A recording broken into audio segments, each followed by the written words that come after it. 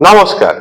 রাশিচক্রের ১২টা রাশিরই কিছু না কিছু গ্রহ আছে যারা অত্যন্ত শুভ গ্রহ এবং সেই রাশিটাকে প্রোটেক্ট করে, সব দিক থেকে রক্ষা করে। এইরকমই ১২টা রাশির মধ্যে ৫টা এরকম ভাগ্যবান রাশি আছে যে ৫টা রাশিকে তাদের কোনো একটা গ্রহ দৈব কৃপা দ্বারা, অদৃশ্য শক্তির দ্বারা তাদেরকে প্রোটেক্ট করে। অর্থাৎ তাদের জীবনে যে কোনো বিপদই আসুক না কেন, সেই বিপদ থেকে খুব তাড়াতাড়ি তারা মুক্তি পায়।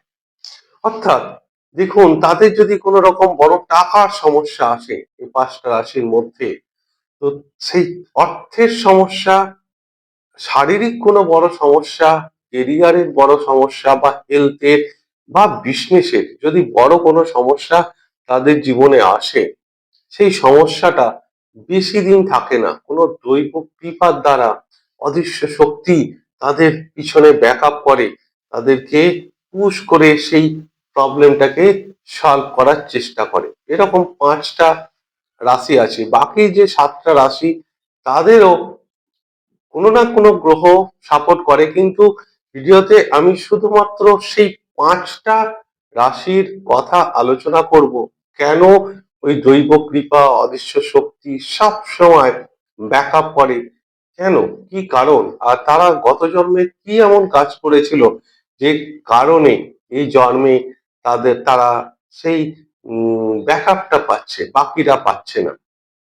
প্রথম যে রাশিটা আসছে, সেই রাশিটা হচ্ছে ধনু রাশি। ধনু রাশি কেন? কারণ এটা কালপুরুষের ভাগ্য রাশি, ৯ নম্বর রাশি, অগ্নিতত্ত্ব রাশি। আর এটা হচ্ছে দ্বিস্বভাব রাশি এবং এই রাশির মালিক হচ্ছে স্বয়ং বৃহস্পতি। বৃহস্পতি দেবগুরু তিনি, তাই তাকে প্রোটেক্ট করতে বাধ্য তিনি। এবং এই বৃহস্পতি এই রাশির আবার সুখ স্বাচ্ছন্দ্যের কারক। তাহলে বৃহস্পতি কোনো সময় চাইবে না এই রাশির কোন রকম নেগেটিভ হোক, কারণ বৃহস্পতি অত্যন্ত শুভ এই রাশির জন্য। তাই বৃহস্পতি এই রাশির মানুষকে সব সময় প্রোটেক্ট করবে, জীবনে দুঃখ কষ্ট থেকে মুক্তি দেবে, যে কোনো প্রবলেম থেকে সলভ করবে। শুধু তাই না, আর একটাও কারণ আছে, বড় কারণ, যেটা হচ্ছে এই ধনু রাশির সূর্য ভাগ্যপতি, যে এই পৃথিবীর এই গ্রহদের সত্তা, সেই সূর্য মহারাজ তিনি নিজের ভাগ্যপতি। আর মঙ্গল, যে সাহস পরাক্রম তেজের কারক সেনাপতি, তিনি পঞ্চমপতি। অর্থাৎ এই রাশির ব্যাকআপ এতগুলো আছে, সেই কারণেই এদের জীবনে কোনো প্রবলেম আসুক, কোনো আর্থিক সমস্যা আসুক, শারীরিক বড় ধরনের কোনো সমস্যা আসুক, যদি খুব নেগেটিভ চার্ট না হয়, তাহলে ধনু রাশির মানুষকে দৈব কৃপা, ঈশ্বরের একটা আশীর্বাদ অবশ্যই থাকে। সেকেন্ড যে রাশিটা আসছে, সেটা হচ্ছে তুলা রাশি। তুলা রাশি কালপুরুষের ৭ম রাশি। এই রাশিতে শনিদেব তুঙ্গ অবস্থায় থাকে। কে প্রোটেক্ট করে একে? যে প্রোটেক্ট করে স্বয়ং গ্রহরাজ শনিদেব।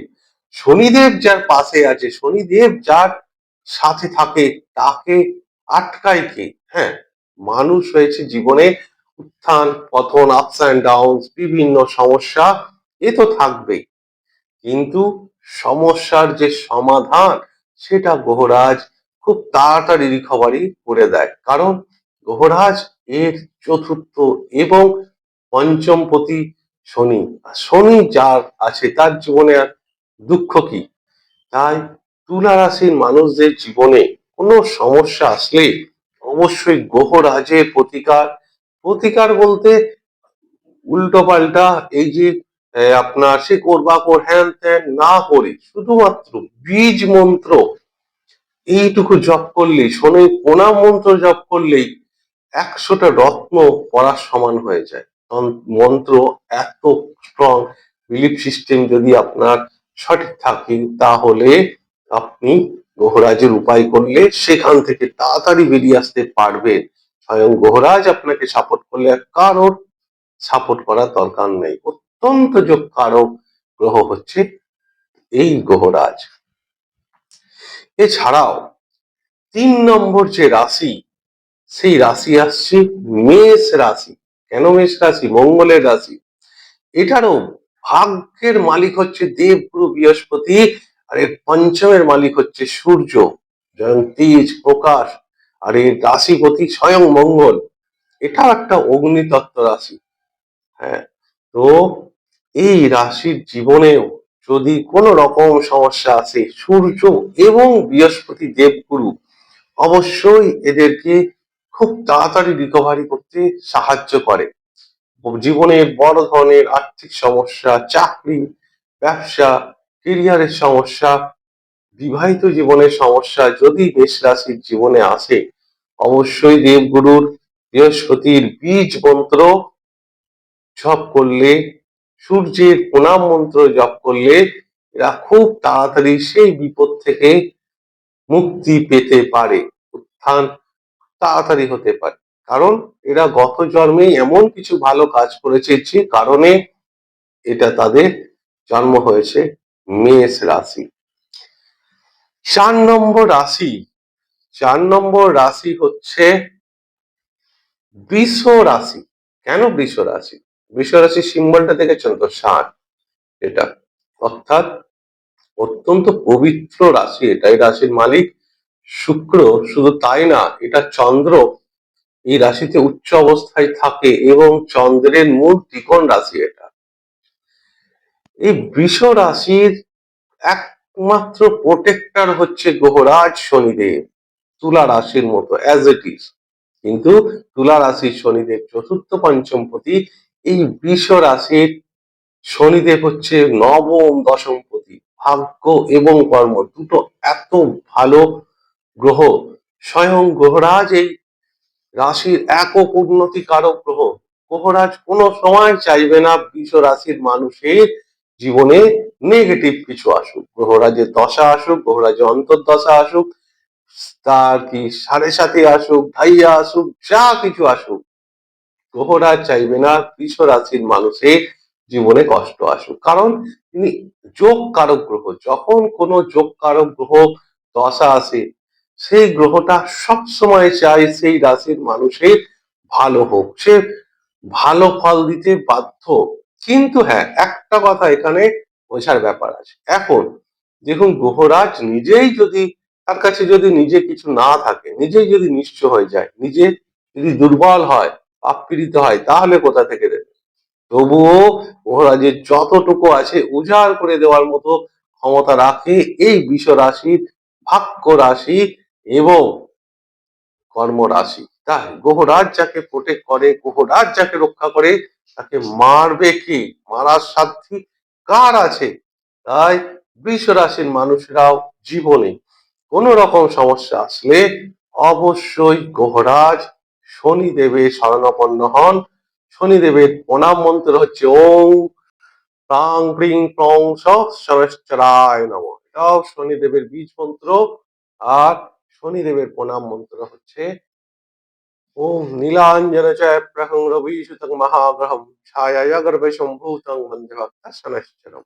এই মন্ত্র 108 বার জপ করলে জীবনে যত কিছু বাধা আসবে আপনি পার পেয়ে যাবেন। ঠিক পার পেয়ে যাবেন। হ্যাঁ, বাধা তো আসবেই, কিন্তু সেই বাধা থেকে খুব খুব সহজে, খুব তাড়াতাড়ি আপনাকে মুক্তি দিতে পারে এই গ্রহরাজ স্বয়ং নিজে।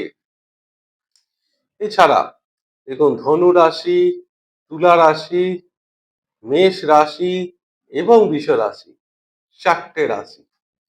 এছাড়াও দেখুন, 5 নম্বর রাশি বলার আগে এছাড়াও যে রাশিগুলো আছে তাদেরও কিন্তু একবারে তারা অসহায় এটা বলা ভুল। প্রত্যেকটা রাশির একটা নিজস্ব উইল পাওয়ার আছে, তার প্রোটেক্টর আছে, সেই গ্রহগুলো তাকে সাপোর্ট করে। কারণ গ্রহদের দুটো পার্ট, দুটো দল গ্রহরা।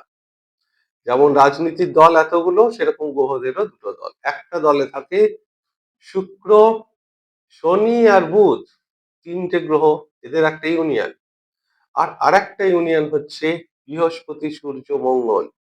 এই দুটো ইউনিয়ন। রাহু কেতু আলাদা আলাদা ধরে নিচ্ছি। এবার চন্দ্র থাকলো।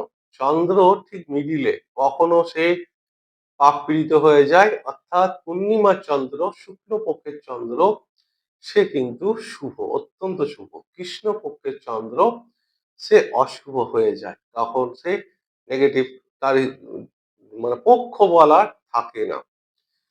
যাই হোক, এবার শুক্লপক্ষ মানেই হচ্ছে আপনার পূর্ণিমার পরের দিন থেকেই আপনার অমাবস্যার পরের দিন থেকে শুক্লপক্ষ শুরু হয়ে যায়, কিন্তু তখন তার বল থাকে না। এই জন্য আপনার ষষ্ঠীর পর সপ্তমী থেকে ধরতে হয়, সপ্তমী থেকে সপ্তমী।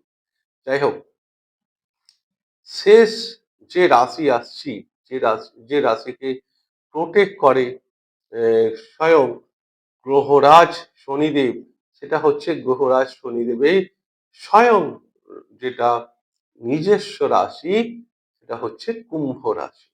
কুম্ভ রাশি শনির মূল ত্রিকোণ রাশি, এবং গ্রহরাজ শনি এর প্রবল যোগকারক গ্রহ।